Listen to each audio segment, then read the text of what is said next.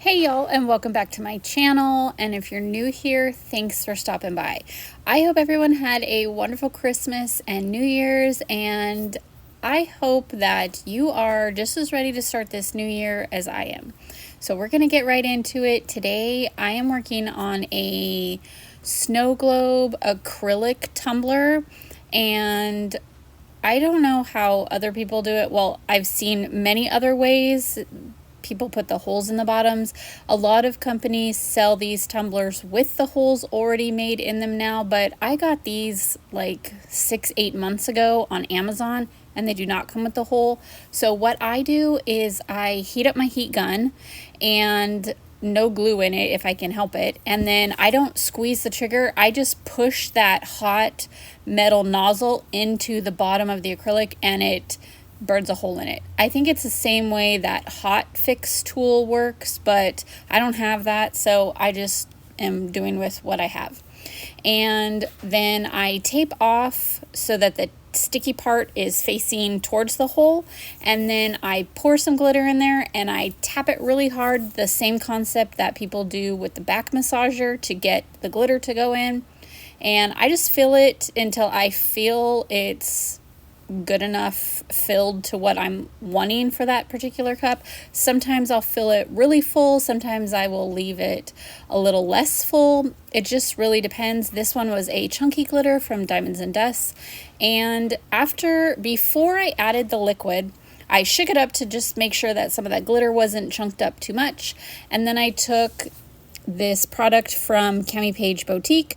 It is called Glitter Juice, and it's the perfect solution. I have struggled with coming up with a good mixture that I found that works good for me, and this one works perfect. I picked middle of the road, which means it's a medium flow. They also have They also have fast and slow. So I picked medium, and there's a discount code down in my description box if you want to order some. She has all kinds of cool stuff.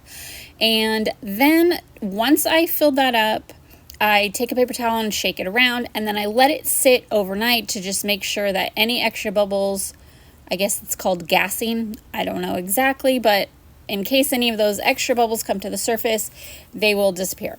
And then for me, what I do is I take my plastic squeegee and I squeeze a little of hot glue on there.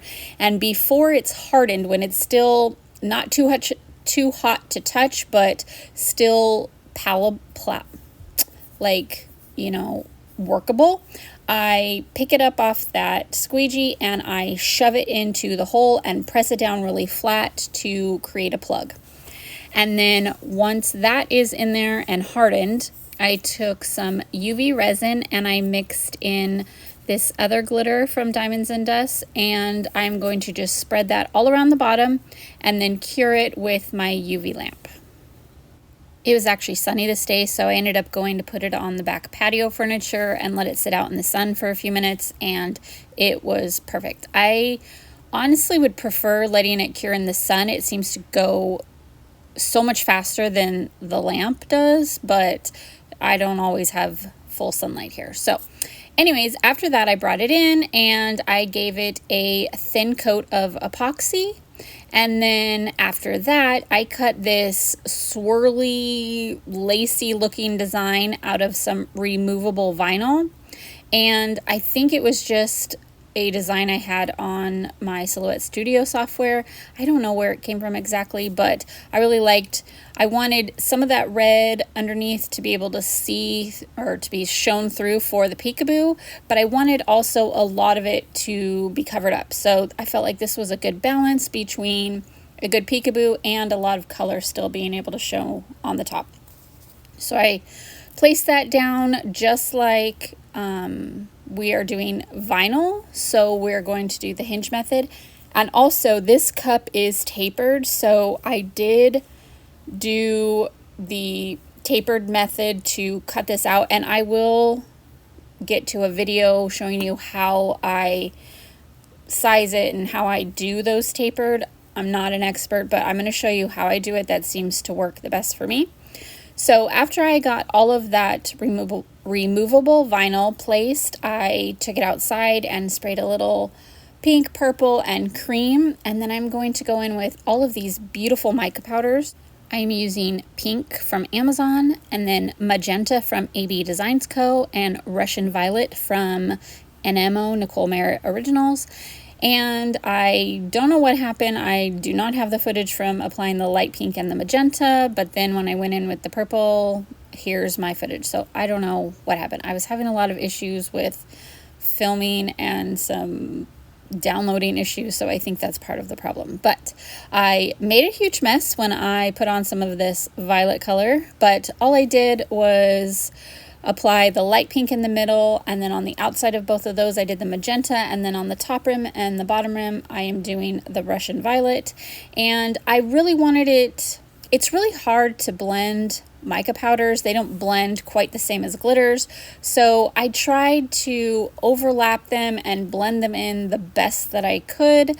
So when I got that purple into all the other colors, it didn't really bother me, and at the end what I ended up doing was rubbing my hand that had all this purple over it over the whole entire cup anyways, and I felt like that kind of helped blend it all together even better. After I was happy with that look and all the area was covered, I took it outside and sprayed it with Rust-Oleum's clear glossy spray paint, and then we're going to bring it inside and peel off all of that removable vinyl. I did forget to mention, when I applied this mica powders, I did use tack it glue, tack it over and over, and I heated it with my heat gun before I applied the mica powders. I'm almost out of my foil glue, which is what I normally use, but I was sent this big bottle of tack it, so I figured I might as well use it since I'm almost out of my foil glue. So I just took my time and peeled up very carefully all of this removable vinyl. I tried really hard to just lift it with my weeding pen and then pull it up with my fingers or my tweezers, because I didn't want to scratch the mica powder. With glitter, you can see the scratches not as much as if I were to scratch the mica powder. So I peeled that all up very carefully. I gave it one more coat of Rust-Oleum's clear glossy spray paint, and then I went in and we are going to epoxy it again.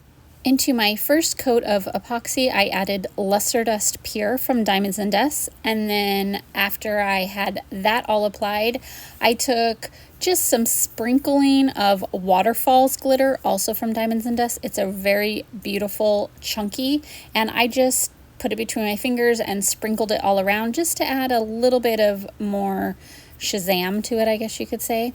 And then I gave it one more final coat of epoxy, and this beauty was all done. It's a very simple tutorial today, but I love just that peekaboo with the moving glitter inside, and I hope you enjoyed it as much as I did sharing it with you.